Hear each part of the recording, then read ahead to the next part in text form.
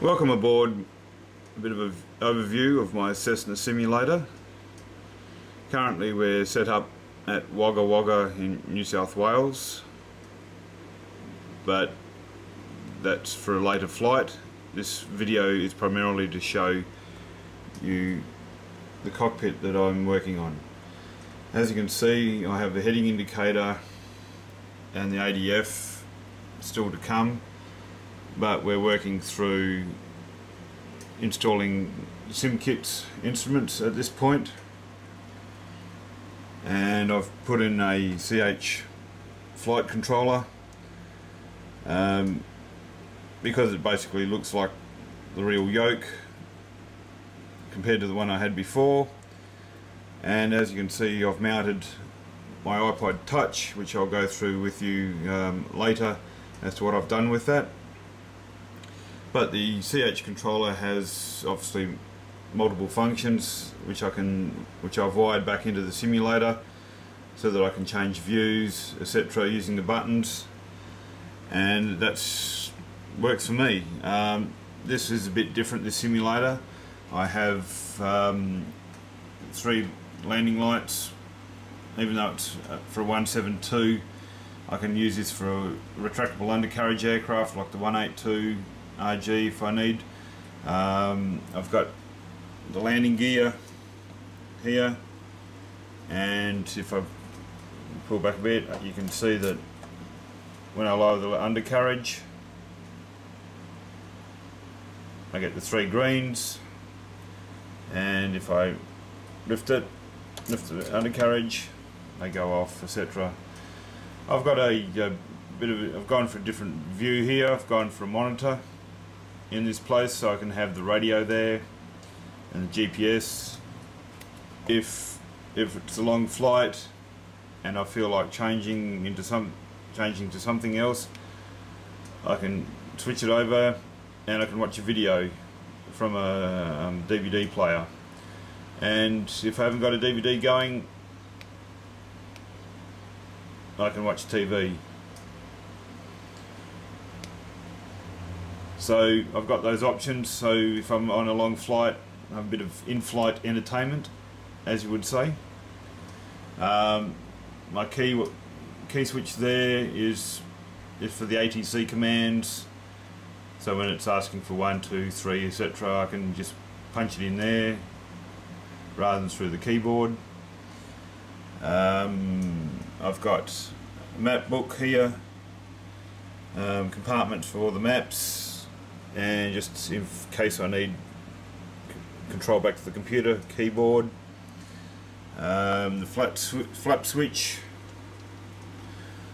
mixture, which is out of a real Cessna, and I've wired that into a linear pot to give me the mixture control. Throttle, which is out of another real Cessna bought off eBay, and this one also has the vernier adjustment, as you can see, so I can use that as well. Carby heat, I've got carby heat there, avionics. Yeah, so let's see how we go for a startup. As we can see, we've got these hardwired switches back into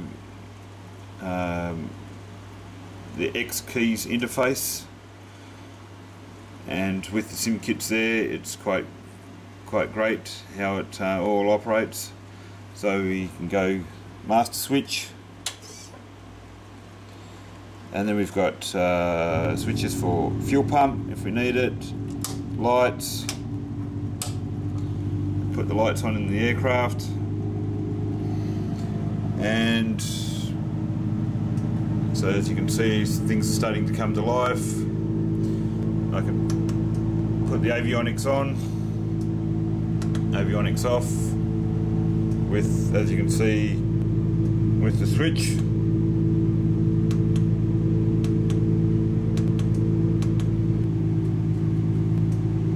So as you can see, I can change the comm frequencies with this button.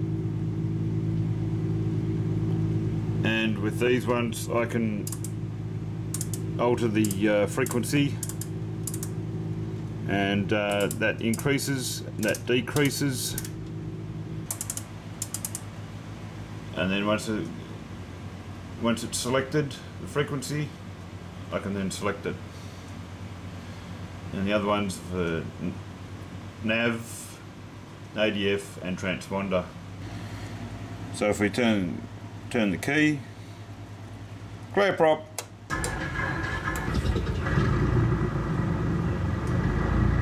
So for this example, we're taking off from Wagga Wagga in New South Wales, and as you can see, we have to tune to 122.8. So as I explained before, we could change our comms.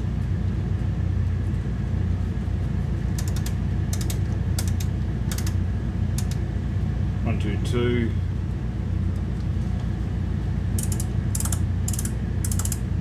And all I'm doing is just turning those controls. 122.8,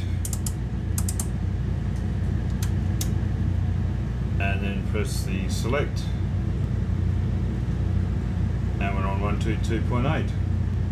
ATC again, and announce the runway for takeoff. Select runway for takeoff, so which is number 2.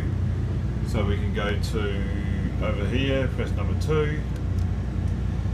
And it's coming up with selection of runways, so we'll take off runway 23, which is number 2 again. And we'll announce taxi, which is number 1. And as you can see, that's it there.